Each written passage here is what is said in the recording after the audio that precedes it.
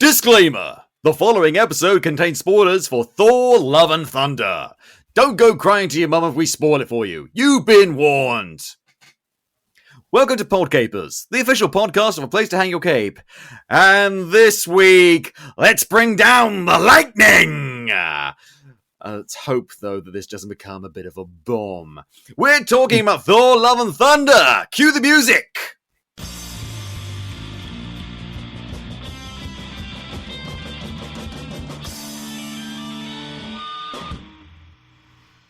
Hello there, Capers, and as I said, welcome to Podcapers, the official podcast of A Place to Hang Your Cape. My name is Scott James Merridew, and this is the show where we talk about various geek and nerd-related topics, and are joined each week by a very special different guest. He's back on the show, it's Mark Russell! I'm back, baby. Yes, you are. We're back, baby. There are lots of stuff we're going to talk about. We're going to talk about Love and Thunder, but before we do that, we have got to do the news!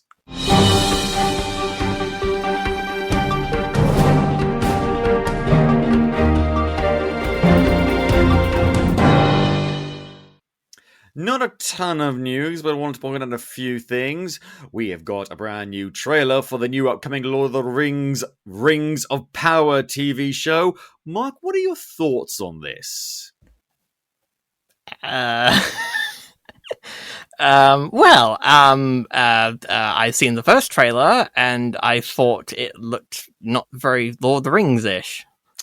That seems to be a lot of people's reaction, and this new trailer has done very little to dissuade people of that fact. Some of the criticism has been genuine, saying it doesn't really focus on Tolkien's Legendarium. Other people have chosen to be rexist or sexist cunts. We don't care about those people. Choke on a slice of shut-up cake, you unfathomable swamp crab! And it's difficult to discern between these two criticisms. Some people are making very bad faith arguments, and some people are making very good faith arguments. I'm not sure which one to think. Here's my take on all of this. They're trailers. They are not necessarily indicative of the final product. I will judge the show when it comes out. Okay? And it might be crap.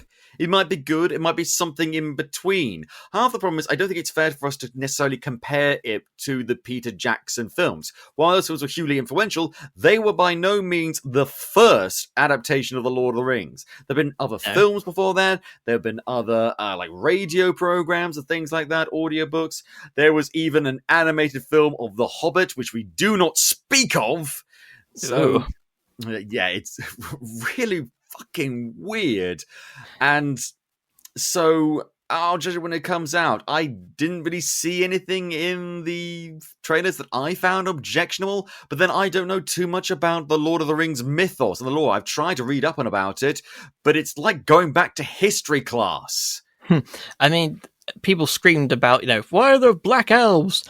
And there are some educated people who know Tolkien like the back of their hand who said, well, actually, there are black people in Middle-earth. They're just not in the area that The Hobbit and Lord of the Rings take place. Like, okay, fine, but are there black elves? There is also another argument made, which is not quite as scholarly, but is far more succinct in my opinion, which is, it's fantasy, shut the fuck up. Like, there are plenty of things to find objection about. There's plenty of things to criticize. It's not sticking to lore and stuff like that. But in terms of, like, ethnicity, who gives a crap? Who really gives a crap? Good.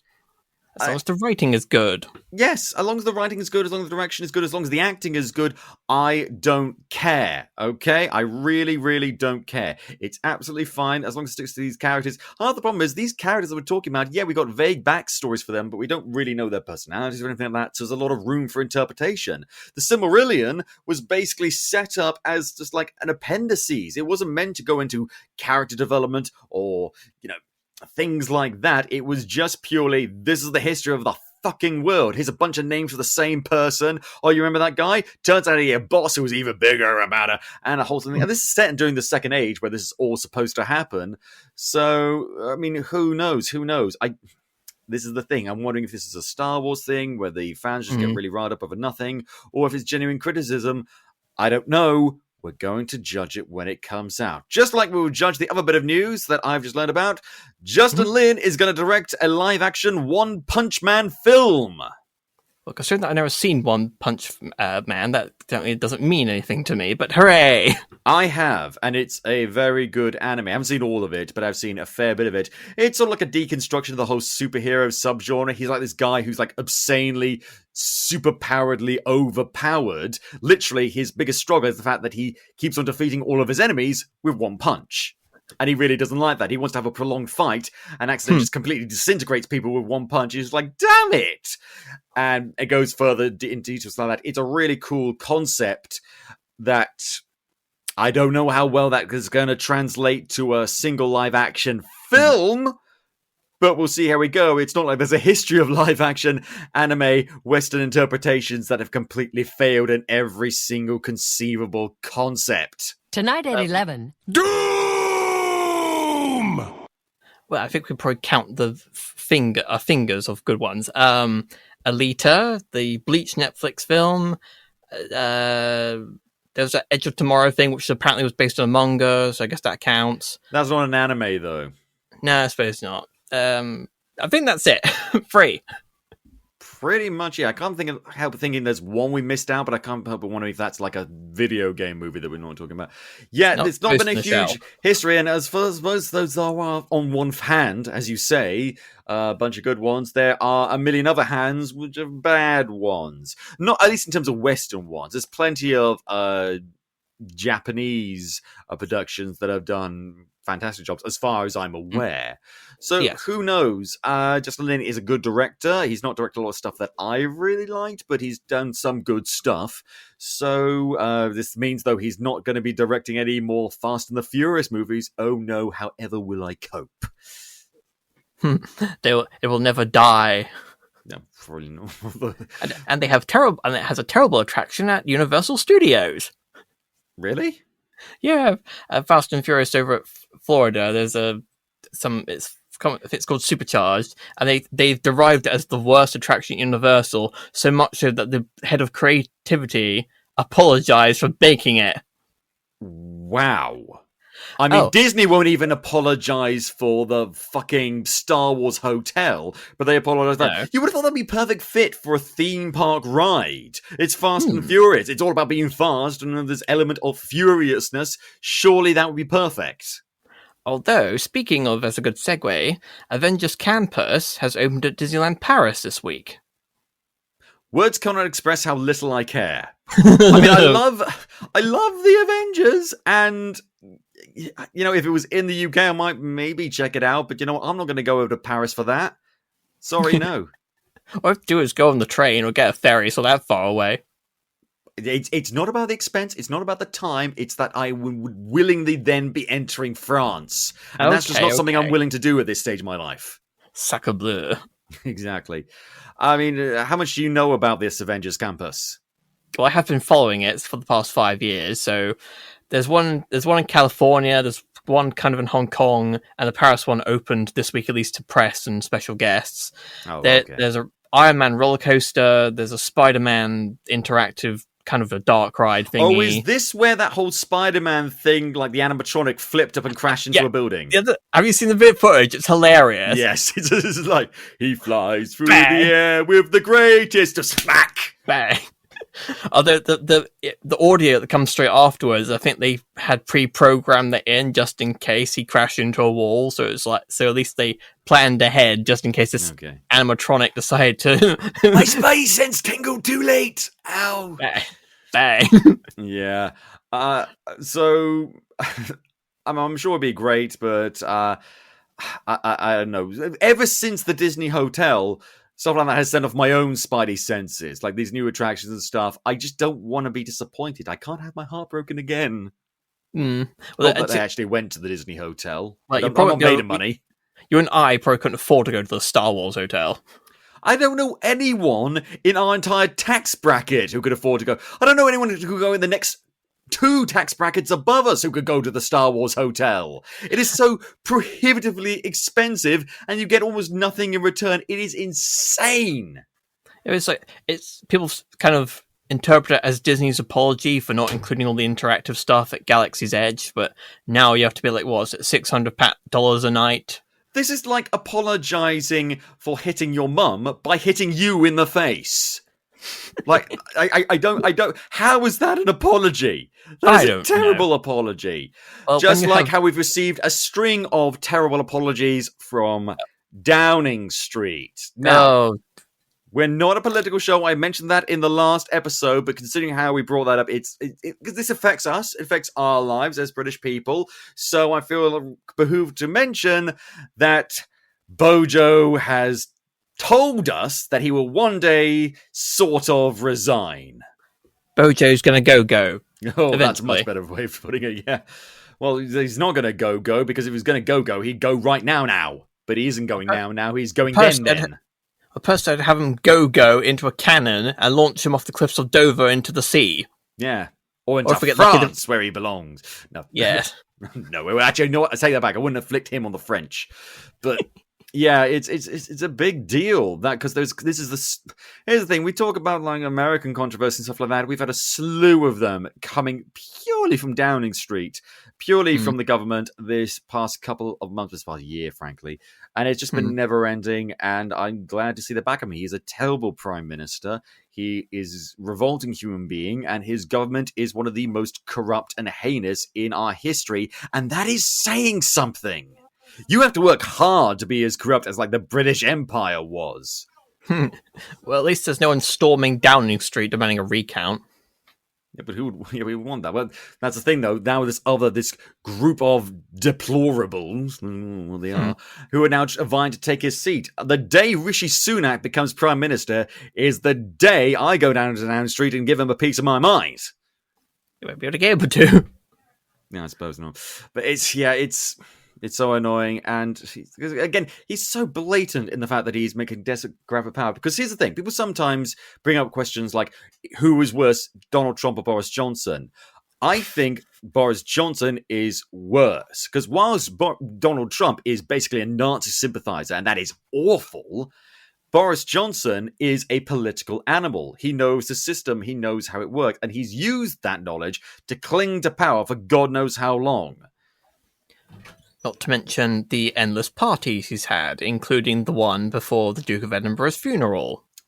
Yeah, while all of us were suffering in lockdown, while people were dying, while people were killed by coronavirus, he was boozing it up in Downing Street. He is just the world's biggest book. He is just off. He's awful. We could go on and on, but it's worth pointing out because this is huge news, and he's the third Prime Minister to resign in a row. So we had David Cameron, rather than fixing his own mess with Brexit, he decided, sod it, I'm off. Eventually, Theresa May, the pressure got too much for us, she lost too much of a majority, she said, sod it, I'm off. And now and then Boris Johnson, as of all the other many, many bad things he did, elected a fucking abuser to achieve a senior position. And so he said, okay, apparently people are objecting to that for some reason, so I'm off towards the end of the year. And he'll use that time to try and consolidate as much power as he can. And it only happened, not because the whole public was against him, not because he got booed at every single event he turned up to, but because all of the members of his party finally, after years, grew somewhat of a spine and said, we're resigning. Not even we're objecting to you, we're resigning. He barely survived a no-confidence vote. That was enough to kill him. So eventually said, screw it, we don't want to be part of his government anymore, which is saying something, because these are the fucking Tories, the most elitist hacks that the world has ever seen. But anyway, we don't want to go on and on about this too much. All I can say is I'm glad he's gone, and I hope I never in my life have to hear him speak for 5 minutes about something that could last for 30 seconds ever again. Good, let's talk about Space Vikings. Well, we will talk about Space Vikings in just a second. Before we do, here are some ads. Check them out.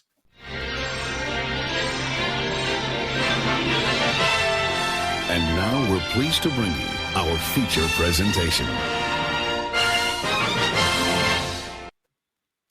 Thor, Love and Thunder. I was more successful with this film at avoiding spoilers. I didn't even know Christian Bale was in this movie until like 2 days before I saw it. Well, it's a good thing I never talked to you about these films then. I've taken a vow to never talk to you about these films before we talk about them on this. Well, that's probably a good point because, again, whenever they come up in the cinema, the trailers for it, I just like put my earphones in, play some music to myself as quiet as I can, and just hum and close my eyes just so that I avoid spoilers. Because here's the thing: trailers are adverts, but if I'm already going to buy the product, I don't need a healthy serving of spoilers with my advert. So yeah, I've been pretty blind going into this, and Hmm. So it tells we're on the same boat. You know, this is weird now because now the Thor movies have entered into a little bit of a pattern. Start off strong, slightly weaker follow-up, continue strong, slightly weaker follow-up. Now, I'm not one of those people that thinks Thor the Dark World is a terrible movie, actually. I actually think it's okay. I think this movie is okay. Yes, I agree. I kind of went out thinking, well, this is kind of Ragnarok Redux, but not quite as good. Yeah, I wouldn't even go that far. I think it's got enough to distinguish it from Ragnarok. Problem is, though, is that, well, there's no one big thing wrong with it, because there are some very smart people working this film. I love Taika Waititi. I think he's a fantastic director. But there are elements of this that are cause for, shall we say, concern? But we're getting into all of that. What we need to do is we need to start at the beginning. And we start in a desert. This is the kind of wacky, time-wasting nonsense I've been missing. Yeah. If only. Yeah, we start in the desert featuring Christian Bale. I didn't recognize him at first. I thought, like, oh, who's this bald man with the weird, like, tattoos or something like that? And then I realized, hang on a second, he looks like Batman. We finally get him in a Marvel movie and he's playing Gore the God Butcher. Now, so he's struggling in the desert with his daughter. I'm going to spoil this right now. His daughter is named Love. I know we're in a world where some people are called Valkyrie, Thor, and Red Skull, but I'm just going to say this right now. Love is not a name! That is not a name. You don't call your kid Love. That is so sickeningly pseudo-poetic. It makes me sick to my stomach. I realized that at first. I honestly went the whole movie thinking that she had a different name, and I wondered, why did they never bring up her name? And then they mentioned it at the end. I thought, like, oh, is that like a nickname or something? No, it's a real name. It's in the credits. Actually, no, it's not in the credits. I think she's actually known as Gore's daughter in the credits, but in everything else she's referred to as Love. That is like naming your kid Dearheart or Sweetiekins or something. It just feels a little bit weird. Hello, this is our daughter Love, this is our son Friendship, and this is our other daughter Mustang 79. Yeah, it's kind of weird. But in fairness, though, we don't know that at the start, and the film starts off very strong. Gore and his all struggling through the desert, and they're really doing not having a good time of it. And Love, his daughter, I cannot say that with a straight face, dies. And it's a really impactful scene. Christian Bale is not half-arsing this. Okay, in fairness, I don't think I've ever seen him half-arse anything in his entire career. So even when he was doing fucking Pocahontas, he wasn't half-arsing it. When he was doing Newsies, he wasn't half-arsing it. So that's a credit to him. And his daughter dies, and he's there. He's cradling her cairn, like the mound of earth that he's used to give her sort of a makeshift grave. And it is so sweet and so impactful. Somewhat of a tonal dissonance for what we'll see later on in the film, but we'll get to that when we get to that. He goes over to what seems to be like an oasis. He falls in the water and he comes across, as you do, his God. Wow. I remember when I met God once. At least he said he was God, but he was half naked and he seemed to be a little bit drunk. I'll leave on a Saturday night. Anyway, he finds his god, I believe it's called Rapu, and his god's just like, oh, there's another one, little peasant. And he's just like, my God, I am not worthy, but why did you let my daughter die? And his god is just like, don't care. It's like, it acts as, it's so weird. It's so weird. He acts as blatantly egotistical and arrogant as you can imagine. I mean, he is a god, but he does so right next to the corpse of someone, behind which stands something called the Necro Sword, a sword that kills gods. Oh. And the sword is behind Gore, who is right in front of Rapu. That's like saying, "Ha! I hate you. You're an absolute dick. Now I'm going to turn my back whilst I leave you standing there right next to that box of grenades." I get it. He's supposed to be arrogant and egotistical and all that, but at the same time, he's right next to the sword that can kill you. There's nothing stopping him from grabbing it, and you're insulting him and his dead daughter. What do you think is going to happen? I'll tell you what happens. He fucking cuts his head off. Although I think it's interesting if you know the Necrosword's origins, the Which irony... I don't, in fairness. Oh, you don't? Shall I tell you? Please. It was made by a character called Null, who is the king I've heard of him. He's king of the symbiote, so Yeah. he's a god. So, so a sword created by a god is used to kill gods. Yeah, I mean, maybe he didn't like the competition or something. In fairness, he's a bit of an emo guy, is Null, so... Yeah, so I suppose because Venom is doing their thing with Sony and all that, that part's kind of put to not one really, because side. there's a little drop of Venom left over in the end credit scene of No Way Home. I'm sure glad we waited 2 whole movies to see that scene. Fuck. But anyway, Gore kills Rapu, and then he says, "Well, my god was an arsehole, so I vow to kill all gods," which is a perfectly reasonable explanation for what is the most... I could buy it if the Necrosword was influencing his decisions, but there's nothing in the film that really supports that. They say it corrupts people, but he's shown to be physically corrupted, but there's no like whispering voice in his head saying, "Kill all the gods, kill all the gods," at least as far as I remember. So a bold guy loses his loved ones, blames the gods, and makes a vow to kill all gods. Why is this guy called Kratos? Yeah, I didn't even realize that until you just said it. Shit, yeah. In fairness, they had to do a bit of a redesign on Gore because his original design from the comics apparently looks a little bit like Voldemort. So I don't blame them for that, and there's enough things different, I guess, but... begs the question, why do they pick this character? I guess Thor doesn't have a huge rogues gallery, so I kind of get that, and he's already gone up against Thanos, so this makes a little bit of sense, but I don't want to say they're scraping the bottom of the barrel, but... It's not like there's a lot of monsters and villains that you could kind of cherry pick from Norse mythology and put into this universe. Not at all. No. Well, he's already done the big ones. You know, they had Loki, they had Curse, they had Surtur. They've already done like rock giants and things like that, and frost giants. What else is there? The Norns? Well, I know. How about a giant snake that revolves around the world? Good point, actually. That is a very good point. What's that called? Something Swedish. I don't know. But anyway. Scandinavian, whatever.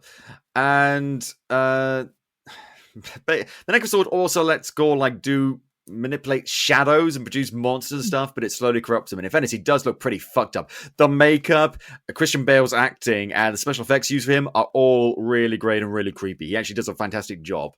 I'm glad that he didn't sort of impede his sort of thing. Here's the weird thing. Christian Bale is a method actor. He's one of those non-dickish method actors. Thankfully, there's a few of those. Well, apart from that guy walked on set on the Terminator. Oh, yeah. Well, that's not due to him being a method actor. That was just down to him being just like bad-tempered twat on that day.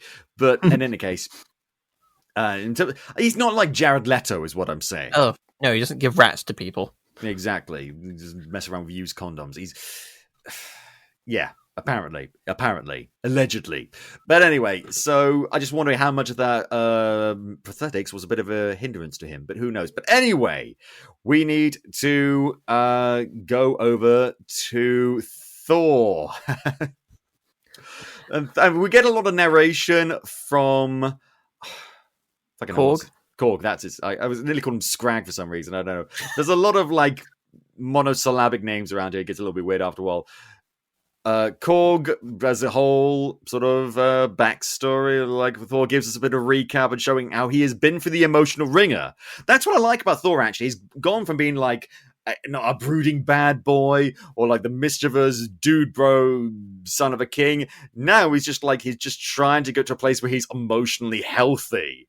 Mm-hmm. And the film acknowledges that, and other films have acknowledged that. Both Ragnarok and Infinity War and Endgame have all just built on that, and they're still building on that. That's good. He's lost the weight. He's acknowledged the fact that he gained the weight because of all of his emotional turmoil, and that he needs to work himself. And he's working himself by bumming around with the Guardians of the Galaxy. Yay! And while taking time off between work at the Galaxy to really work at himself, he goes up to like a mountain and does some reflection about what he wants to be, what he wants from life, and when the next battle is going to come across. Then Chris Pratt turns up and says there's another battle, and Thor's like, now this looks like on top of me. And so goes around a big battle, and it's a fucking awesome action scene, which inevitably leads him to destroy the big building he was supposed to be protecting, which I saw coming a mile off. And being attacked by rejects from Labyrinth. Yeah, they all look like Fizzgig, don't they? Those aliens that are attacking you, they all look like Fizzgigs, but like with biker things and stuff like that. It was pretty cool. But it's also cool to see the Guardians of the Galaxy. They're only in the film for a little bit, but they're all together again, which is cool because we're waiting on tenterhooks for Volume 3. That's going to be really nice. Why is Gamora? Yeah, that's a good point. Where was Gamora? I guess she hasn't rejoined them yet, so be interesting to see how they bring that up. Here's a big fight with them, and he gets given as a gift by the people 2 goats, which are recognized from Norse mythology, that they immediately ruined by having them do the screaming goat meme thing. I thought it was hilarious every time they screamed. No, I didn't think that was hilarious at all, because I'm now sick of that. We all enjoyed the meme when it came out, then the animated Grinch movie killed it, and now we've got this. It's the fact that they do it all the time. Just have 2 massive goats. That's funny in of itself. You don't need to make them scream obnoxiously. They don't even make normal goat noises. The goat scream was a one-off. Okay, it was a weird sound the goat made. Normally it just goes meh. Just have them go meh. Or maybe a devoted like ma. Or something like that. Yeah, do that. Instead, they do the screaming thing, and I find it obnoxious and irritating. So you feel meh about this joke, then? Yes, I feel meh about it. Here's me on the scale of caring. I'm at 0. Not this time, unfortunately. But he gets a distress call from Sif. Fucking finally, we got Sif back. For about 5 seconds. Yeah. I don't know if Blind Spot is still going. In fact, I'm pretty sure it isn't. But I guess Jamie Alexander is just still busy and stuff. But she turns up and she says, Thor, there's someone out there killing all the gods. You gotta save me. And he's just like, right, I gotta save you. Sorry, Guardian of the Galaxy. I've gotta go. Bye-sies. And he leaves with Korg, who were I guess they're just joined at the hip right now. Fair enough. I like Korg. And so they get the whole lightning thing. I like how Thor's powers of lightning now include quick change moments. Yeah. It's like, whoosh, now, cape. Yeah, he actually does that a few times for it, kind of pointlessly. But he goes to Sif, and he sees, like, the dead body of the god of the Thanagarians, I think it was? Ask me, I don't know. I've never read the comics. Well, that's the thing. The name Thanagarian sounds familiar with me, but I kind of feel like that is the name of the alien species that Hawkgirl was from in Justice League. The cartoon. Crossover! Not. Doubtful. That there probably is another mind. alien species called Thanagarians, but I hadn't had the mental wherewithal to look them up. And so it's fine Sith with her arm cut off, and it's a big emotional moment. She's like, I go to Valhalla. And he's like, well, no, because if you die after the battle. And she's like, oh, shit. And I was just like, please tell me you're not going to undermine all the big emotional stakes in this film with silly jokes. Like, let's not be doing that all the time. Once in a while. But all the time, anyway, they decide to take her back to a new Asgard, which has now since become a tourist destination. It's not because of Brexit, it's not because of Brexit, this is not our fault. It's actually doing pretty well at this point. They're getting tours in, and Valkyrie is now she's basically the mayor, but she's described as king I'm not sure how the King of Norway feels about that. Is it like a micronation situation? I don't know. But in any case, they get a lot of people going there, and it looks like it's doing pretty well for itself. They're building families, they're building community out there with some both a fusion of modern day technology and houses, and also Asgardian magic and shit. That's really cool. That should be what the theme park is. Instead of Avengers Campus, it should be fucking New Asgard. Probably, but they won't do that. No, probably not. But it looks really cool, and we see Valkyrie is just sort of a bit bogged down with the minutiae, with the bureaucracy of the place. When is Valkyrie going to get her own movie? Yeah, where's she get her own movie?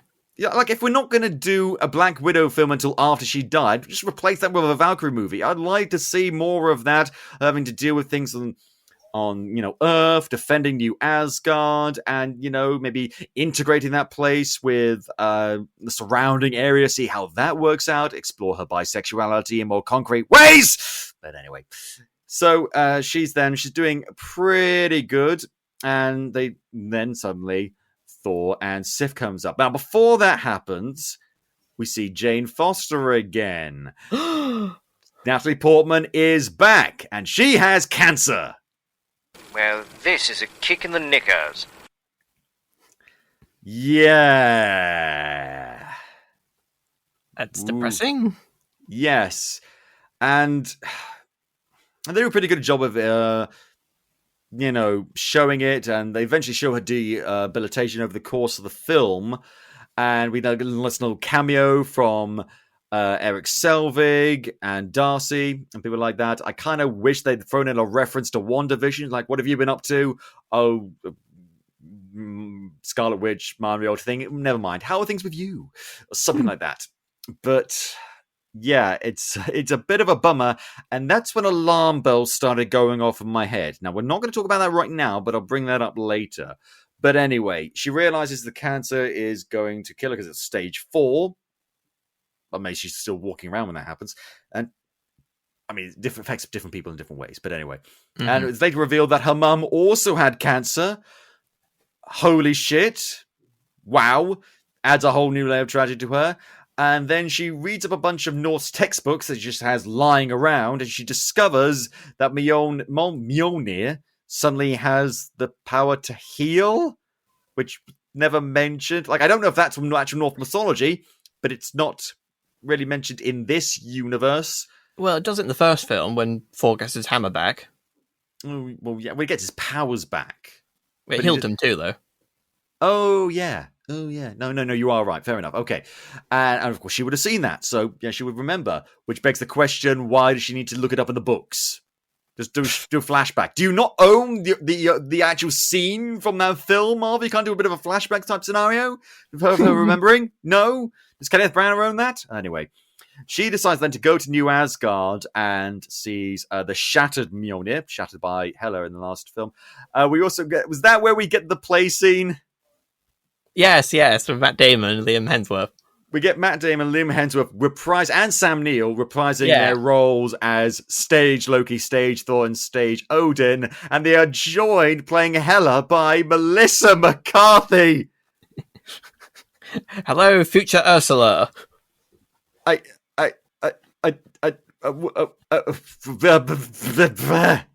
that's when I got mad. I mean, it's fine, but all it did was remind me of how many shit movies she's been in lately, because her husband, Belle Falcone, turns up right next to her as like the director of the play or something.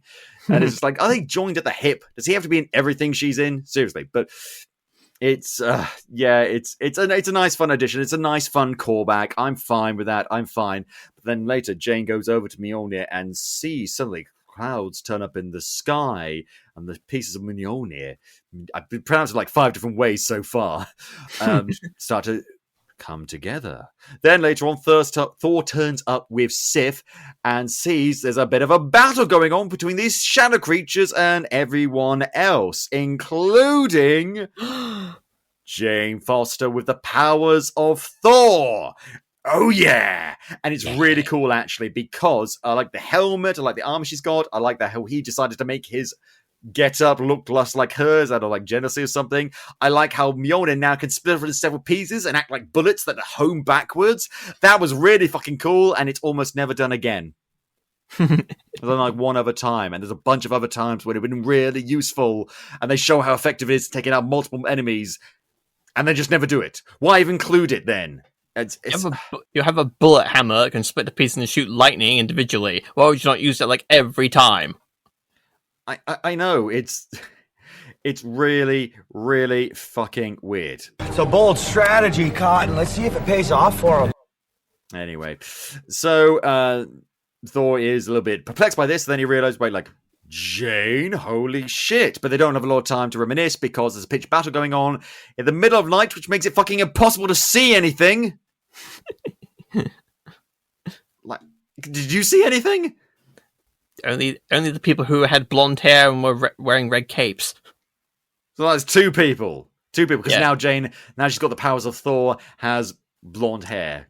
I'm not quite sure how that works, but you know what? Every single person who had the power of Thor, with the exception of Beta Ray Bill, has had blonde hair. So I guess we do. That's another thing. When are we going to see Beta Ray Bill in these films? This seems like tailor-made for Taika Waititi.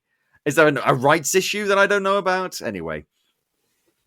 They got a bit of a problem, though, because suddenly the Shadow Demons and Gore kidnap a bunch of kids from New Asgard. And now this is basically the story. It's trying to get back the kids. Why does this remind me of the sequel to Fern Gully? I haven't seen the sequel to Fern Gully.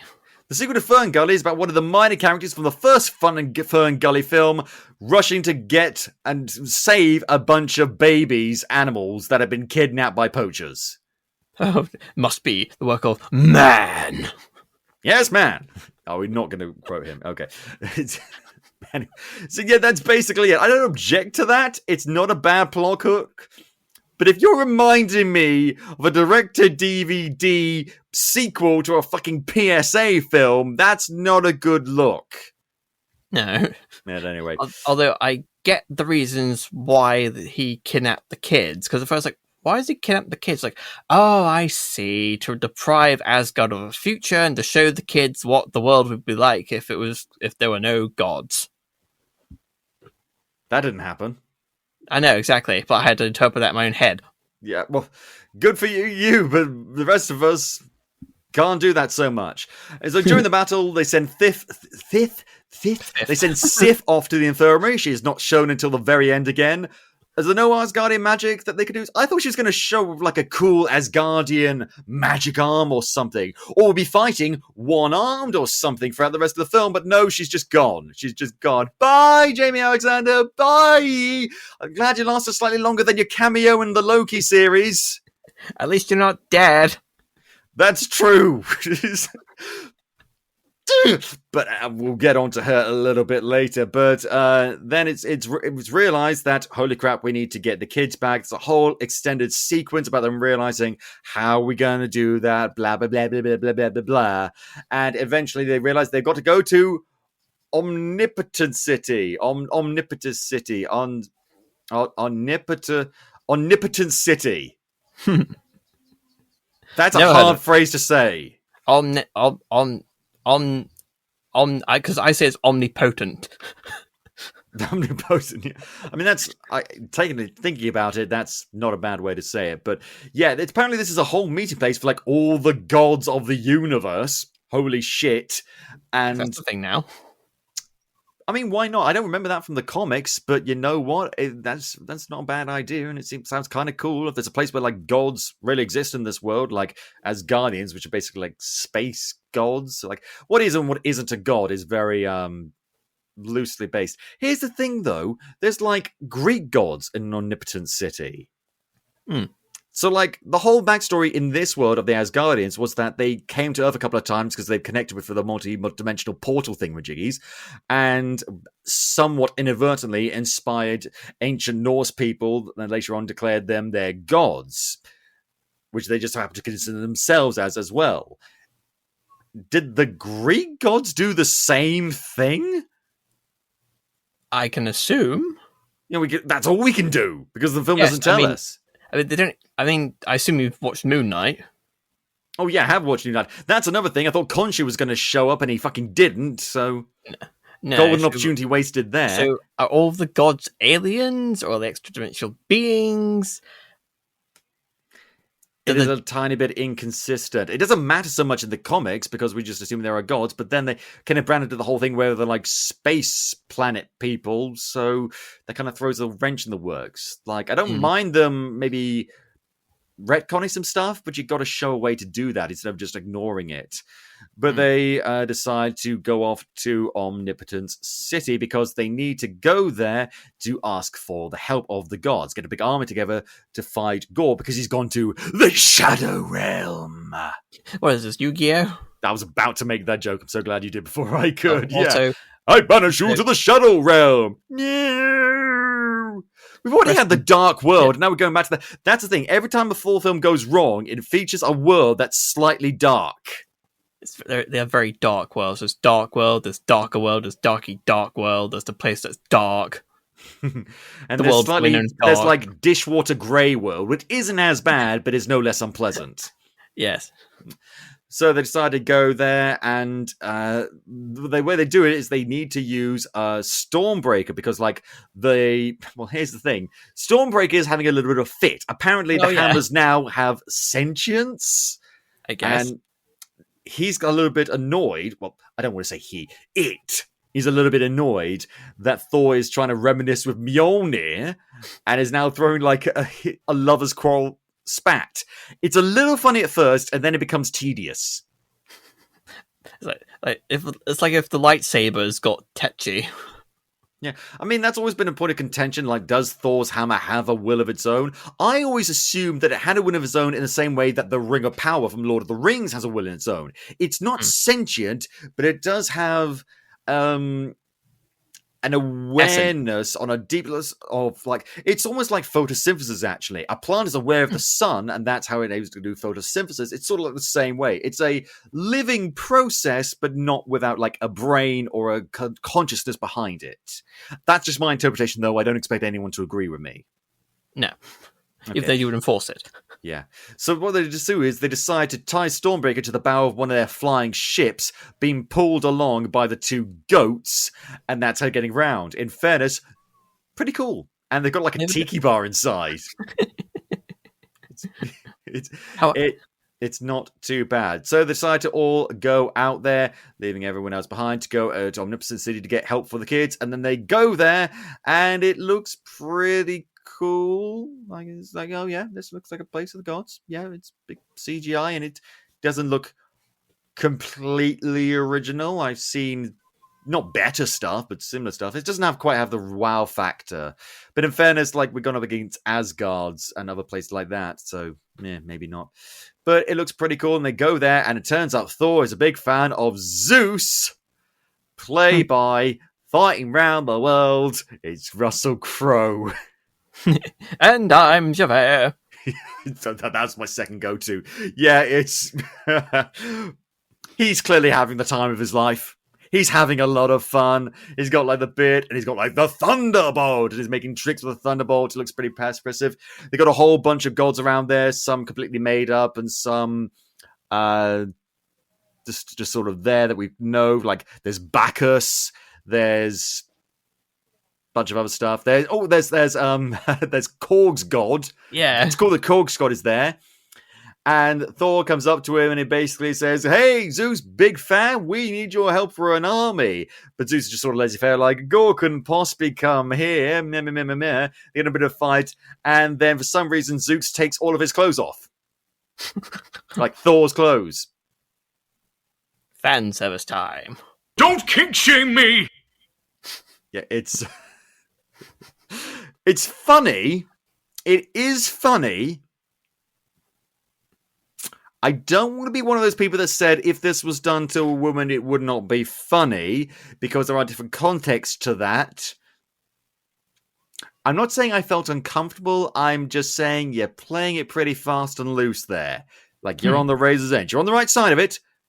Careful how you go. And there's a lot of people just, like, ogling him as, like all of Zeus's, like, I don't know what to call them, handmaidens are suddenly very interested. One of them faints. Can't say I blame her. You know what? If I saw Chris Hemsworth's penis, I'd probably do the same. I'm just a man, But anyway, and this a little bit embarrassing for him because, and it gets even worse when Zeus basically says, like, okay, I'm a little bit afraid of gore, but I'm not willing to admit that in front of everyone. So what we're going to do is we're going to keep you here and to make sure you don't get out there and spread a little bit of chaos or anything like that. So it leads to a big fight scene where Korg is killed. Oh, the complete and indescribable anguish! It's a really impactful scene. You see he gets lightning bolted. He's just like, oh no, I'm falling apart. And it was actually quite sad. And Thor has to look at his friend disintegrate in front of him. Bear in mind Thor's trauma so far. His mum died. His father died. His friends died. They explain this all at the beginning of the film. And now his other friend that he's been with for a little while now has also died right in front of his eyes. And he's devastated, but Korg's alive. Because he's a rock. Yeah, his face is still fine. And he reveals like, oh, it's fine, my face will always survive. Because his mouth apparently is the keystone to Korg's species. Remember when I said you shouldn't be undercutting the big dramatic moments with stupid jokes? Yes. This is what I was talking about. This right fucking here. No, this is stupid. This is actually kind of stupid. I hate when films do this. Like saying, oh my god, this character's dead, and they big it up, and then suddenly it's fine. It's tonal whiplash. I hate it. It's not funny. It's not clever. It is stupid and lazy. Either kill him off or don't kill him off. I'm fine with either, but fucking hell, don't do that. And now he's just a head. But it's not even a head, just a face for the rest of the film. It's been a hand puppet. Not even that. I hate it. I actually kind of hate it. The fight scene after that is pretty cool, and it ends with, was it Thor? It was someone throwing the lightning bolt right at Zeus, which I thought killed him, but apparently not. I suppose that's ironic. You get killed by your own weapon. Yeah. And then it ends with them basically nabbing the lightning bolt, saying, screw you other gods, I guess none of you want to help us, even though none of them really got the chance to even volunteer. And they hoof it out of there, they leg it, with Valkyrie kissing the hands of one of the handmaidens, and that's all the bisexual representation you get, fans! Well, that's that of the checklist, isn't it? It's not bad. It's not bad. And as someone who is not bisexual, I don't feel like I can get up on my high horse too much, but you know what? This whole movie is called Love and Thunder. It is eventually leads to exploring the relationship between Thor and Jane Foster. They have a big old makeout session, and yet that's what Valkyrie gets. And the filmmakers, Marvel, Taika Waititi, they all know people are crying out for that kind of representation, and that's what we get. It's cool, it's smooth, but that's it. Well, it's imbalanced. It's unfair. It's not representative, and it's just not enough. We are past the threshold. Taika Waititi, you in a movie with some fairly decent gay representation. Last time we were talking about Lightyear. Fucking hell, you can't do a little bit of that. You can't do that, especially with Marvel and Disney mainly realizing, oh shit, we backed ourselves in a corner in terms of the gay representation when we spoke out against that stupidly homophobic bill. Like, good grief. Yeah, you can't have it both ways anymore. We have passed the Rubicon. We're done. Next film, I want to see Valkyrie with a girlfriend or a boyfriend, either or. Fine with either or. Just something. You gotta do it. Okay? Anything. Not anything. Well, proper representation. Proper. Because this is not enough anymore. And I'll bring that up again a little bit later, but they managed to escape and get on the big boat thing that's sailing off, and they decide, okay, you know what, now we'll just go to the Shadow Realm. I know we went to pick up an army, but we've got a Thunderbolt, which they barely use. We saw Zeus playing around with it, and it splits into different pieces, looks like the new version of Mjolnir, and it does all these kind of amazing things, like holding Thor, the god of thunder, one of the mightiest creatures in all the world, in basically shackles. And they barely use it. They throw it at Gore a couple of times later on, but that's it. They don't use it to near. And it would be fine if they explain it saying, "Oh, I'm not Zeus. I don't know how to use this properly." But they don't say that. So, yeah, that was the whole point of that detour, and almost nothing came of it. Nothing new got revealed.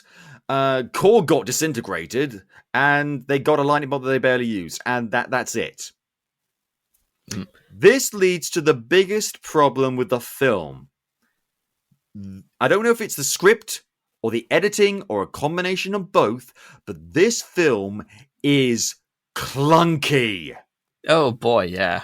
Really obnoxiously, irritatingly, unavoidably clunky. And I hate that. Okay? Sometimes the Marvel movies have one or two moments of clunkiness once in a while, very rarely. For the most part, they're pretty smooth rides. I honestly don't even think The Dark World was as clunky as this. I don't think that film was clunky at all. It was a pretty smooth ride that had some parts people objected to, but you know what? It wasn't as bad as this. And this has a lot going for it. Great cinematography, great acting, good direction by Taika Waititi, but it is clunky as fuck. I don't know if it's in the script. Half the problem is the tonal whiplash. Indeed, because you want to have a serious... Because I thought, judging by the trailers, is that Gore was going to come to the city and kill Zeus. But this whole thing kind of felt like a rehash of the Grandmaster. Yeah, pretty much. I mean, that's just false advertising. You really think someone would do that? Just go on the internet and tell lies?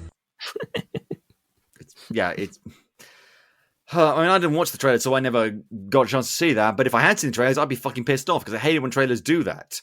Like, be representative of the film you're trying to show, but admittedly don't show spoilers. That's a hard line to walk, but seriously.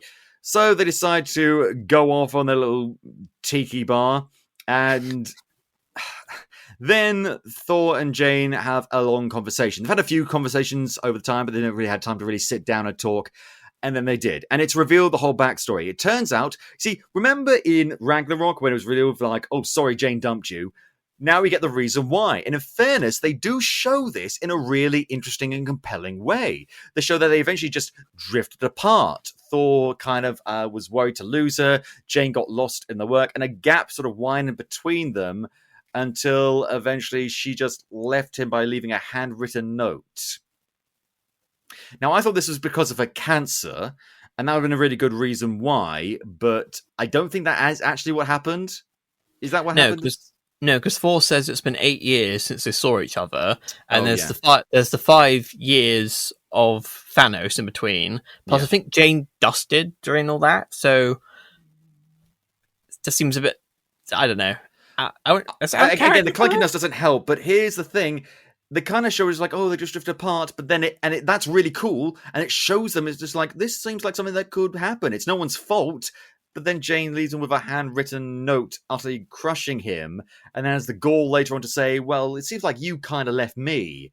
And he's like, oh, no, it was a mutual leaving. And I was like, no, it wasn't. Like, you both had issues, but you dumped him by leaving him a note. Not even a phone call. Dick move, Jane Foster. That is, like, that's, problems with the relationship, but you ended it in a very immature way, at least from my opinion. That's why the whole cancer thing, again, it's difficult to tell from the clunkiness if that was the intention. But if it was the cancer thing, like she did, to protect his feelings, like, hurtful, but I can understand that. I could sympathize, I can empathize with that. But no, that's, as far as I'm aware, unless I'm very much mistaken, that is not what happened. And it just kind of makes Jane look like a bit of a dick, and what started as a really interesting explanation of their breakup sort of devolves, and it's a bit of a shame. I still like the couple, but there's kind of a bit of a now grey area to it that I don't necessarily agree with.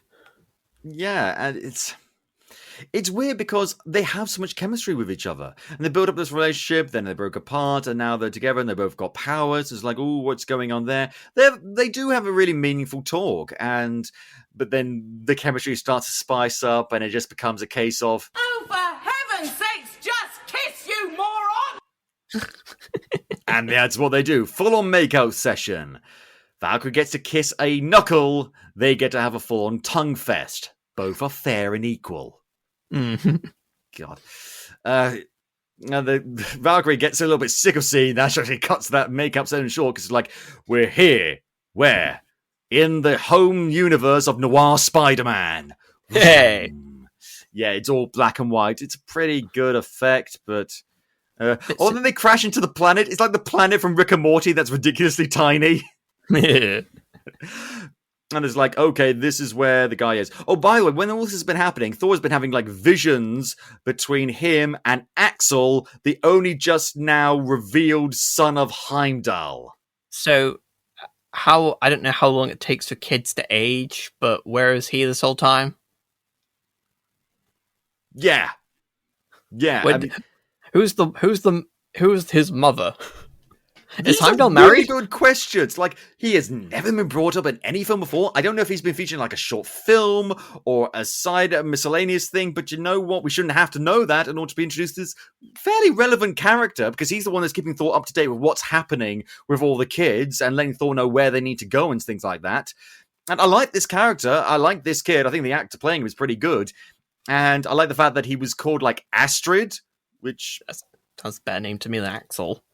But he really likes Axl Rose, that's the thing. Right. His music's been featured a lot in the film, so I thought that was a clever nod to that.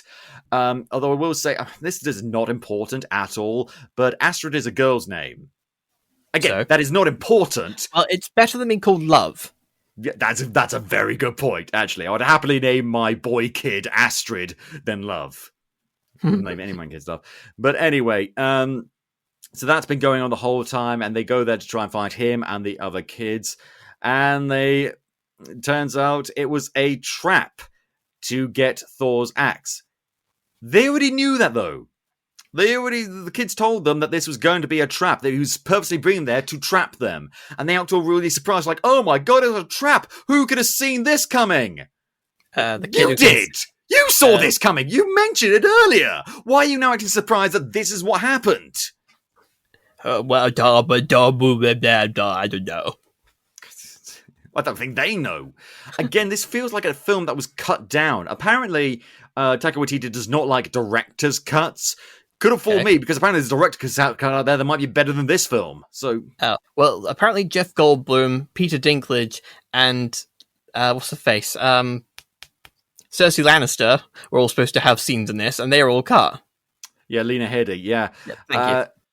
Yeah, they were removed, and so, which is, I mean, that happens. You know, sometimes you're in the editing booth and you think, okay, this scene isn't really working. It was fun to shoot, but we don't really need it for the sake of pacing, for the sake of smoothness, for the sake of rhythm and flow.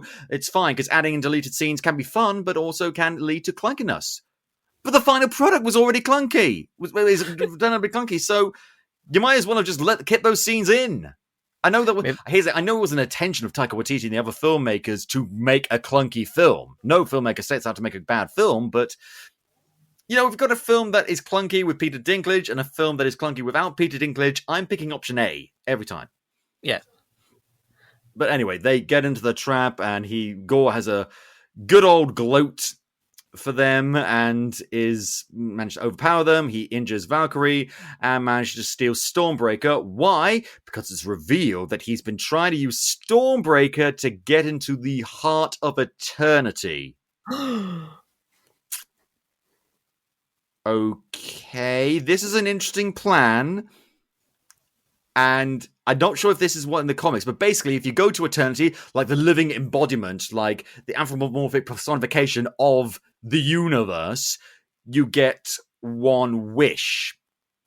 I remember eternity from the comics. I don't remember him having that sort of thing. I don't think it was like a genie, but maybe I'm wrong. Maybe this is a new thing. Who knows? But apparently, the only way to get into eternity's realm is to use Stormbreaker. So, why did Thanos need the Infinity Stones then? He could have just got this axe. Yes! Not only is it incredibly easier to use, I mean, admittedly, Thanos, when he was doing this plan, he didn't know about Stormbreaker, but I guess he knew about the Asgardians, I think. And he knew that they have like Bifrost technology. And he had Peter Dinklage make the Infinity Stones. Yes! So, how could he...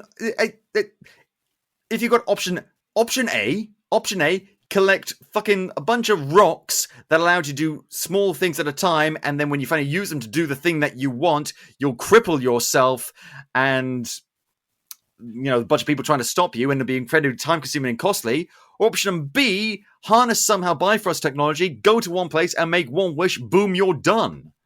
And you could probably do it again if you wanted to, if you got the same technology. It makes a lot of things kind of redundant. And again, Eternity is not a genie. And but we'll get onto that. Right now, Valkyrie is injured, so they managed to take her back to New Asgard. How did they get back to New Asgard? Oh, Thor kind of flipped upside down and put the axe in the ground. And then, so they get transported back to New Asgard, but he manages to steal the axe in the process. Because the axe has now like Bifrost powers. And they get there. Valkyrie's put in the hospital. I thought, wait a minute. Valkyrie's going to be in the hospital next to Sif. They're finally going to meet for the first time. Maybe something will come out of that. No. I will leave that to the fan fiction writers, unfortunately. Go to your keyboards, you nerd warriors. It's, God. And then we have to deal with the fact that apparently every time Jane transforms into Thor, it's sort of draining her life force. Didn't realize Mjolnir did that, but it's just exacerbating her condition, basically. I don't think it's doing it intentionally, but that is what's happening. And so she's really having to stick by the sidelines. And Thor's just like, okay, sit in this hospital bed and get better soon. Okay, I'm going to solve the big bad by myself. Admittedly, I gave this film too little credit at this point because I thought, oh God, are they really going to have us sit out the rest of the fight? No, but we'll get to that. Oh God. So, how does he get to where Gore is? The goats, I think. How does he get there? I can't remember. I don't remember either. I saw this one the other day. I still can't remember. It's so clunky. It's difficult to piece scenes together.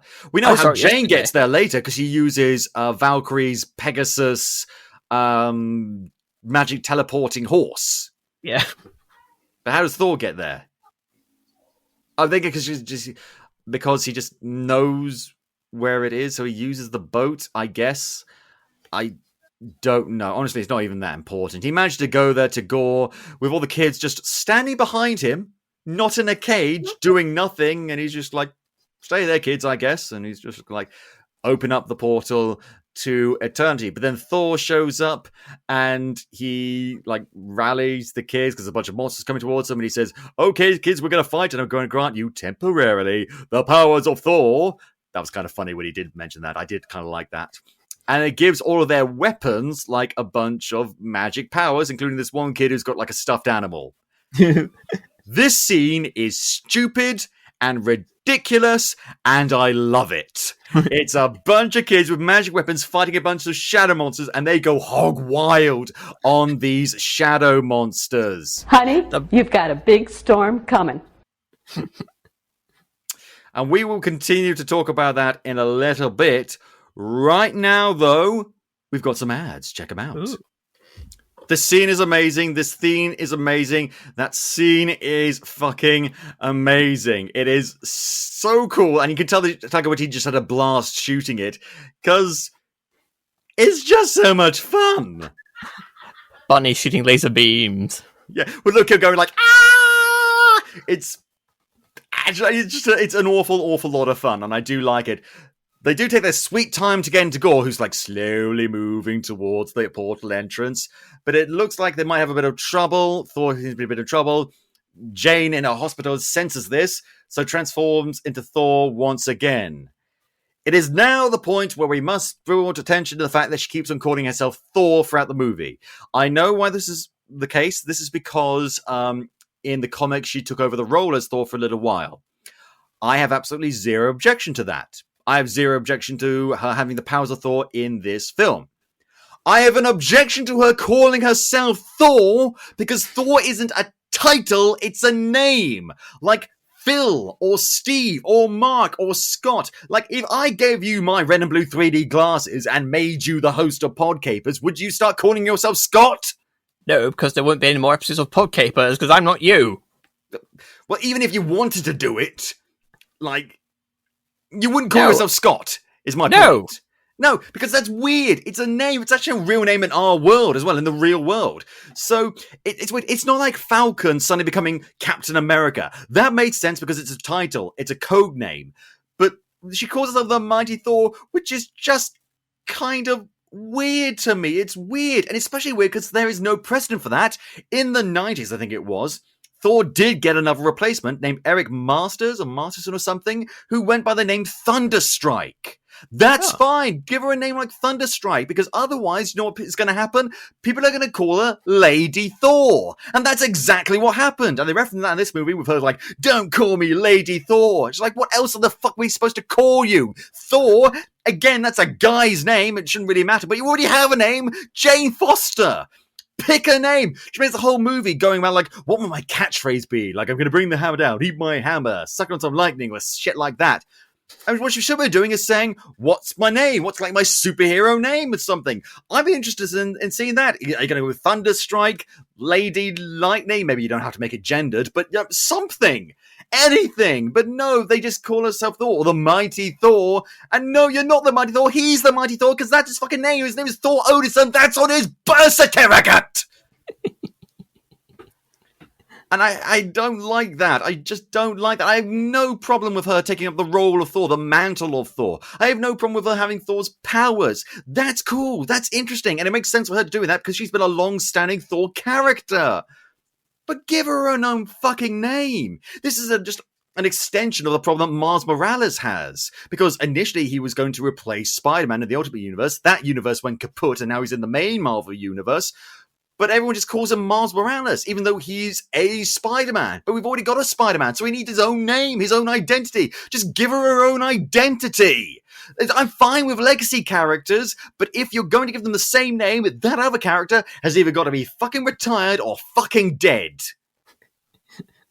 Or going by a new name. Something. Anything. But when you've got two people of the same name, especially when the name is an actual name, like Steve or Phil or whatever, you've got to just be a little bit more creative. You've got to, because otherwise it's confusing and lends itself to just not being as interesting. Oh, cool. Indeed. I mean, what's in a name? I get it, I do. But fucking James Foster deserves her own fucking superhero name. Exactly. Yeah. I don't like that. But eventually she manages to... defeat Gore, and there's a tender moment when she's sort of weak now, and during that weak moment, Gore manages to slip through the portal. Good fucking job, guys. That's literally the only reason you came here, but you got distracted for 2 seconds, and then he just slipped through the portal. Well done. They do manage to destroy the Necro Sword, and it's a pretty badass scene when they do that. But, like, the Necro Sword wasn't the problem. He was the problem. He's now going into the portal where he's going to make his wish. But they managed to follow him, and they go into, and this was kind of interesting. Remember from Avengers Infinity War where, and also Endgame, where they go into, like, that big, long pool of water with, like, the gate and shit? Soul World. Yes. They're in a similar place right now, but it's much lighter coloured and it seems a bit more brighter in area. And we can see sitting across in the pond, whatever it is, the cross-legged figure of Eternity, who says nothing and does nothing, but still he's right there. That is interesting, and I like how they don't explain that. Usually I like them explaining things, but in this case, I'm kind of glad they didn't. It leaves us up to his own interpretation. I think that's kind of interesting. Yeah. The location itself reminded me of a place in Kingdom Hearts 3, which is essentially purgatory or limbo, and it looks identical to what this place looks like, except instead of a cosmic entity, there are magic stars there, because Kingdom Hearts. Yeah, well, when did Kingdom Hearts come out? After or before Infinity War? 2019. After Infinity War, then. Yes. They were working off concept art. Anyway. Maybe. And during the whole time, you think Thor would go over to Eternity and take the wish away from Gore or something, or stop him, but no. Gore manages to go up there, but Thor is just like, wait, no, stop, don't do this. And gives like a minute and a half impassioned speech about the nature of love and sacrifice. And Gore's just like, oh, what a fool I've been. It's too quick. It's like the inverse of Anakin's fall to the dark side in episode 3. I mean, you could make the argument that the Necrosword was corrupting him, and now that it's gone, he's free of its influence. But we never saw that influence really in the film in any tangible way. Again, left on the cutting room floor, I'm assuming. So we don't really know that. And then I thought, here's the thing. When they've got to that point, when they got to the chamber right before the entrance to eternity, I realized, oh, I know what they're going to do. They're going to wish that Jane doesn't have cancer anymore, and that's how she's going to survive. Yeah, and I thought, like, okay, I can see that coming, but you know what? That's what I would do as well. That's a pretty good ending. That's not what happens. No. Jane Foster dies. Now, remember when I said earlier that I was going to bring something back up again relating to James Foster? This is it. It has been brought to my attention, bearing in mind I am just chock full of male privilege, that Marvel recently has had a bit of an issue with, how can I put this delicately, killing off female characters in gruesome ways to sacrifice themselves for the greater good. That happened with Gamora. That happened with Black Widow. That happened possibly, though we don't know for certain, with Scarlet Witch. And now it's happened with Jane Foster. Now, I am willing to overlook Gamora because she's now back with a time-displaced version of herself. And I am willing to overlook Scarlet Witch because no body, no death. Yep. But that still leaves Black Widow and now Jane Foster. Once is happenstance. Twice is coincidence, 3 times is a pattern. We're not quite at the pattern yet, in my opinion, but other people might have the opinion that we passed the pattern round about Black Widow time. Or Scarlet Witch time, rather. And I don't object to that outlook. This is actually kind of disturbing. I do not like this. Okay, I get they want to bring some closure to the character. There are other ways to do that rather than killing her off to bring a sort of emotional fulfillment to the guy main character. Pack that shit in, Marvel. I am serious. Okay, I am defending you this one time because I think 2 of those characters I mentioned don't technically count, but you are right on the razor's fucking edge. Okay, Feige, I know you listen to this show. I don't know that you listen to the show, but I know you listen to the show. Don't do this anymore, okay? Or at the very least, kill an appropriate number of male characters off as well. Although that is in and of itself also not really resolution. Because, no. I mean, how do you feel about this, Mark? Well, I didn't interpret it like that at all. I just thought it was really cruel of them to kill her from cancer. I mean, that's another reason why this is fucking sucks. Yeah, she dies from cancer. Hey, remember that character that we liked? That's now been in 3 Marvel films. That is a huge mainstay of the comics. Dead from cancer. Yeah, I mean, it's an emotional scene, and but yeah, it's But it's really it's very unsettling. It's like, okay, so this is a universe of so many unusual and strange ideas, and suddenly they hit us with something this real and grounded. And does that which could really work? It could work, but does that send a message to people who have cancer or have had cancer or going through this? It's like just saying, sorry guys, I'm afraid it's, that it just kind of sends a very questionable and negative message about people who are going for this kind of thing. And maybe they should have put some sort of, I don't know, message at the start of the film that said some moments of this film may be upsetting to certain people. Well, they kind of have like the beginning of like sort of BBFC or the American equivalent of thematic elements, but nothing like that. I mean, it was a sense of, hey, you know what? If you have terminal cancer, you never know. Your death might be very emotionally fulfilling for other people. Personal growth for them. And again, it could have worked. It could have worked, but she dies sort of frail, emaciated, and in Thor's arms. adding yet another list of traumas that he has.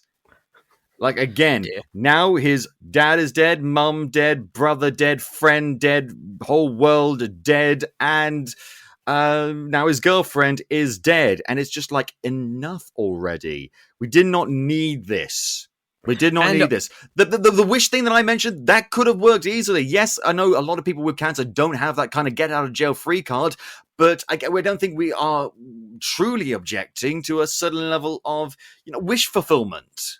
Yes. No pun Plus intended. the tone as well. It's, because for the past, I don't know, hour and a half, you've had a lot of, as you said, dramatic and tense moments being kind of waylaid by comedy. And then all of a sudden we get this very heartbreaking moment. That's probably as real as they've ever gotten in these films before. And this is in the same film with fucking screaming goats and Zeus getting impaled by his own lightning bolt. And it's just, I'm not saying you can't do those two things, but you got to manage. Like, this is the thing, Taika Waititi did this. He actually did a really good job of managing both comedy and tragedy in Jojo Rabbit. And obviously, that's a much more serious film than something like, say, Thor Ragnarok or something like that, because, fucking Nazis. But he found a way to make it work, and work really well. And in this film, you got, like, cute action scenes coupled with a beloved character dying of cancer, and it's all centered around the theme of love. And I'm just like, the power of love is bullshit. Power of swords and violence. That's where the money is. So yeah, Jane goes for a fucking like regeneration explosion and just way into fucking starlight. And Gore's just like, oh, I'm so sorry, but I'm going to make my wish. I wish that my daughter was alive. Not even like, I wish that everyone that the gods had ever inadvertently or vertently killed was alive. Just my daughter. Great, you got one wish from the fucking embodiment of all of totalitarian existence, and you chose to resurrect your daughter, and that's it. Fine. And Thor doesn't even get a wish for some reason. You think it's like, he could have wished, like, I wish everyone that I ever knew and loved was alive again. Or, something. But no, it's just to bring his daughter back. And then it turns out Gore is dying, because fucking hell, why not? Let's add another one to the body count. And it says, okay, Thor, I know I just, like, inadvertently caused your girlfriend to die and, kidnapped a bunch of your kids and shit like that, and it heavily injured your friend. But, look after my kid, would you please? Daughter, I hope you're okay going over this strange man. I know you're giving, like, no reaction right now because for some reason all of your good acting was left at the beginning of the film. But Gore out! Peace! Bah. And then he just dies. Okay, see, the daughter is played by Chris Hemsworth's daughter. Now, I mentioned her, like I just said, her acting at the beginning of the film was really good. Like, really good. I fully believe that she was, like, dying and she was scared and she was clinging on to her last measure of hope with her father. And it was a really sweet scene, and she fed off of Christian Bale. He fed off of her. It was really cool. Like, no reaction. Not on her face. Like, oh, I'm alive again, and my dad is now dead, and now in the presence of, like, a god of thunder. Must be Tuesday. Like, it's weird. I don't know if that's a directing problem or her problem. She's slightly okay later in the scenes. But, yeah, now Jane is dead, and Gore is dead, and Thor agrees to take care of his daughter, Love. Okay. But they then brings all the children back to New Asgard. They reunite with all the parents. Valkyrie and Sif begin training them to, defend Asgard properly in the future. Pretty cool scene. We get to see Sif again with one arm sparring with Axel. That was pretty cool. Last time we see her. Blind Spot is over. Like, that's why Ashley Johnson is back in Critical Role, right? Like, that show's done. But anyway... That fucking show interrupted so many other things, but anyway. And here's the thing. Thor now has Mjolnir back, and he's given Stormbreaker to his adopted pseudo-daughter, who refers to his uncle, though, Love. And they fly around space in a spaceship defending the innocent, and he cooks her breakfast with an apron. That's how we're ending the movie. I really don't know how to feel about it, because on the one hand, I like to see this personal growth. I like to see Thor in a slightly more domestic situation, and the ending narration by fucking Taika Waititi's Rock Goblin says that, oh, this is really fulfilling for him, taking care of some other guy's kid, and oh yeah, by the way, Cord, turns out he is gay, and he had 2 gay dads, and now, well, I say gay, I don't think his species, I think they're monogendered, so... I assume.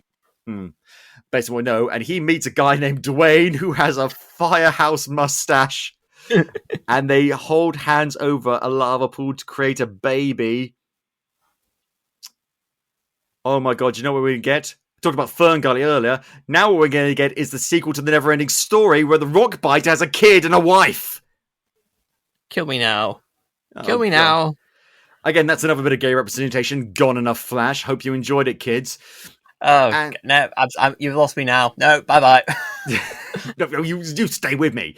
Because then they go out and they decide to, defend the innocent, and Thor makes fucking pancakes and stuff. And it's kind of a rushed ending. No internalizing, no conversation really between him and Love about what their new relationship is. They just sort of settle into a routine, I guess, and then go out to fight, and, Korg then says they were known as Love and Thunder.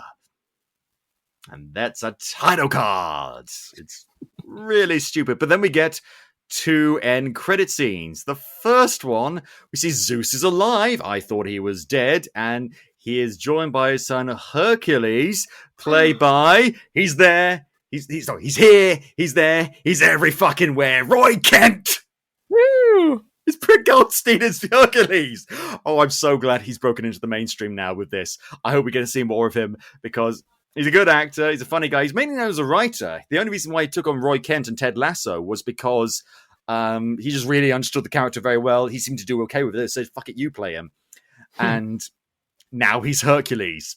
I am 100% okay with this casting. This is really cool. Now, I know nothing about Hercules in the comics. My Hercules comes from Disney and actual Greek mythology. Yeah. What's he like as a character? In more recent times, he is somewhat of and I mean this in the nicest way possible, a himbo. He's all about valiant tales, mortals, yada yada. Problem is, Thor is very similar, so he's a less popular character, but he does keep on turning occasionally, because I guess people just like to write for him, and I kind of like to see that version of him here, but it seems like he's a much more serious character. So we'll see how that goes. But, Brett Goldstein's a good comedic actor, so I mentioned I've only seen him in Ted Lasso. I think that's the only thing he's actually done, as far as I'm aware. But it's still cool to see him, and of course Russell Crowe is still alive as Zeus, so that's something at least. Then we get another end credit scene where Jane Foster arrives at the gates of Valhalla and is met by fucking Heimdall, who thanks her. Thanks, by the way, for saving my son that I never mentioned before, and welcome to Valhalla. So Jane Foster is technically alive. She's just in an extra-dimensional afterlife space. Well, she did die in a battle, I suppose that counts as Thor. But she died after the battle. Again, it's the same thing that happened with Sif. It's like, oh shit, I can't die because the battle's finished now. But I'm not going to question. I'm glad she went to Valhalla. But interestingly, Heimdall describes Valhalla as the land of the gods, not as the land of the Norse gods, as the land of the gods. So what's that and the difference within omnipotent city? I think that's just like Norse centricism. Like, it's just been a bit arrogant about it. So maybe. Jane's not alive, but she is still kicking it around, though we're probably not going to see her again. And that's the film. We will talk about our final thoughts in just a second. Before we do, here's another buttload of ads. Check them out. So that was a thing.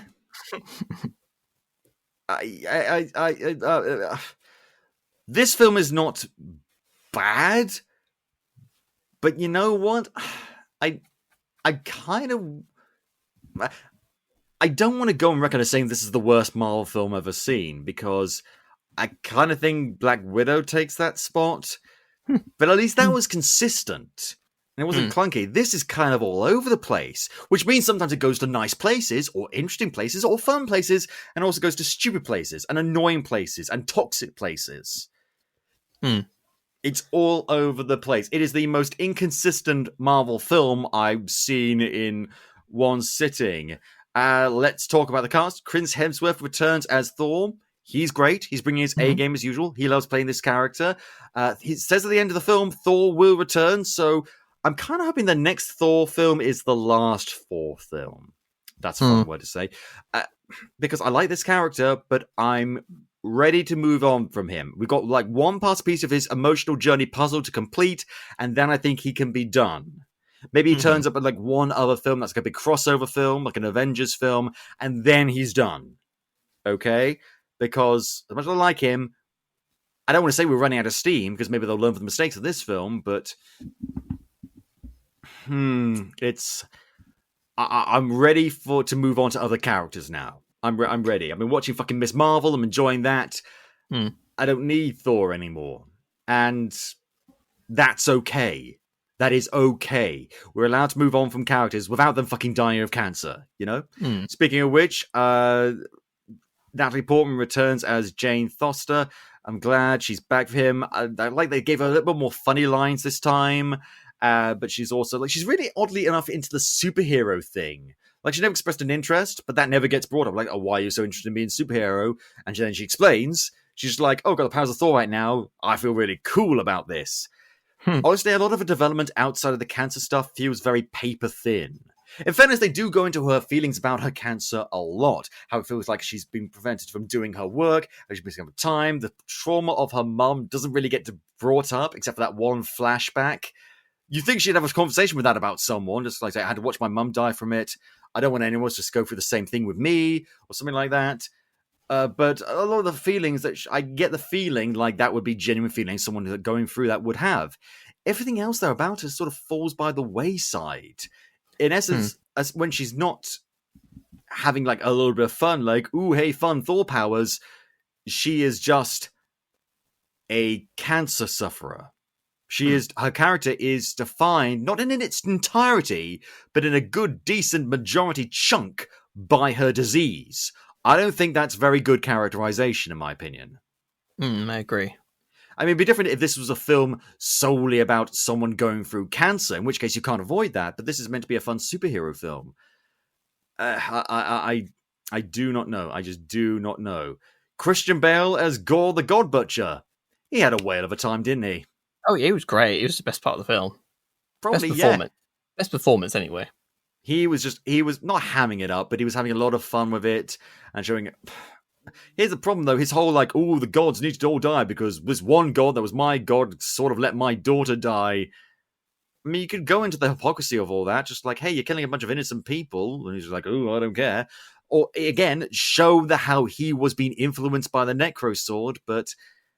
Again, no. It's all down to his performance, which is a good performance, same as Natalie Portman's. Tessa Thompson is back as Valkyrie. I want her to have her own solo film. Make it fucking happen. She could replace Thor. Like, when he goes and focus on her, maybe. Her and Sif? Her and Sif. Yeah, Jamie Alexandra is back now. We've officially established her back in the canon. She's not drifting around in space anymore, doing God knows what. They didn't even explain that. He could have said, hey, Sif, why were you not on Asgard? And they could have had a whole scene. I guess they only got her for a few days or something, so fair enough. If you've got a schedule, you got to keep with that and maybe cut some stuff out, but... fucking hell, that's something they could have done. I don't know. Taika Waititi is Korg. Love him. Love his direction. Love his, character. That's fine. Russell Crowe's Zeus is a lot of fun. Natalie Portman, like I mentioned, is a lot of fun. Guardians of the Galaxy's turn up. I don't even think... No, well, I think they all got, like, except for Chris Pratt, they all got, like, one line. Yeah. But at least they all showed up. And I like that when that happens. It shows a lot of, like, interconnectedness between the world. But I was really worried that they were going to do a thing where, like, they show him, like, getting kicked off their ship or something, and then we never actually see them. Or he just mentioned, oh, like, I left the Guardians of the Galaxy. Sorry, the Asgardians of the Galaxy. But that didn't happen, so that was good. That was... Well, we got Stellan Skarsgård and Kat Dennings. Got Idris Elba back as Heimdall. We got Simon Russell Beale as was it Rapu? I don't think they even mention his name in the film. He's just like the god of that planet that they're on. Yeah. And a bunch of other bit players. The guy who played Axel, Kieran L. Dyer, I mean, he wasn't fantastic as far as child actors go, but I still thought he was pretty good. If only they had to pre-establish his character. Yeah, it's kind of weird. And of course, Brett Goldstein turns up for like 2 seconds. That's fun. And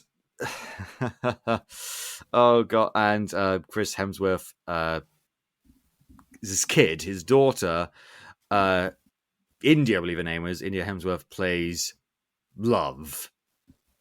I'm kind of hoping for the next film they age her up a little bit. They might. They did the same thing with Ant-Man's daughter. I was going to mention that, yeah. So, who knows? Instead, we missed out on Jeff Goldblum, Pinker Dinklage, and Alina Headey. I always find that name hard to say. You know what? We'll wait till the Blu-ray comes out. We'll see the bonus features. Maybe there'll be something there. Hopefully. Who knows? The film currently stands at a Rotten Tomatoes rating of 67%. That's not bad, but it is low, and it is well deserving of it. Mm-hmm. This film, okay, so we mentioned it's clunky, and there's a lot of problematic elements into it. It's counterbalanced by all the good elements in it, but there are problematic elements in it. They're just like at the beginning, the buddings, the about to flower of problematic, toxic elements that I'm hoping are sheared off the plant as soon as possible. I don't want this kind of trend to continue, Marvel. Anything else we want to talk about this film? The music? It's fine. I mean, it's fine. Most of it is just like film stuff by fucking Guns N' Roses. Yeah, I mean, the way I kind of saw this is like maybe someone gave Taika Waititi a mandate saying, can you recapture the magic of Ragnarok, but also do this, this, and this, and this at the same time? And that may have contributed. Maybe his hands were tied. Maybe he got a mandate from the studio. Who knows? But this is the film we ended up with. And I've got to be honest, this was disappointing. This was really disappointing. I'm not saying everyone who sees this is going to have a bad time. I had partially a good time, but I also had a really irritating, confusing, clunky time. And this was not as fun as it could have been. No. I'm quite disappointed, which is a shame because I like this director. I like these characters. I like these actors. And so he also wrote it along with Jennifer Caton Robinson. I've not seen anything else she's done aside from the fact that she was a consulting producer on the Hawkeye series. That's it. She did a film called Unpregnant. I kind of want to see that just based on the title alone. But okay. But yeah, so yeah, that's pretty much. It was so disappointing. It was really disappointing. Something disappointing doesn't make it bad. Like you could eat a nice hamburger, but if it's sold to you as the greatest hamburger in the world, it's going to be disappointing. And maybe that's on my expectations, but I think we're allowed to expect something better than this at this stage in Marvel's game. At this stage in Taika Waititi's game. Maybe he was just distracted because he's still working on his new Star Wars film. He's going back and forth on that. Who knows? Oh, is that still going on? Yeah, that's still going on. He's still working on ideas for that. I'm getting the feeling he has no idea what he actually wants to do. Well, that's Star Wars in a nutshell in the past 10 years. Pretty much. Oh, God, don't remind me. Before we get into a whole Star Wars sideshow, I think we're going to end the show. Thank you very much, Mark, for joining me today. Until the next time.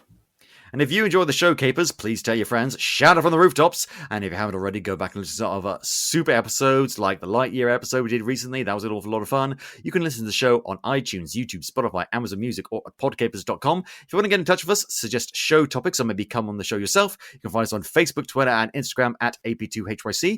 Thank you very much, Dan Harris, for our logo, the lovely microphone, the red and blue 3D glasses. Those are mine. And thank you for listening. This has been Podcapers, the official podcast of a place to hang your cape. Cue the music!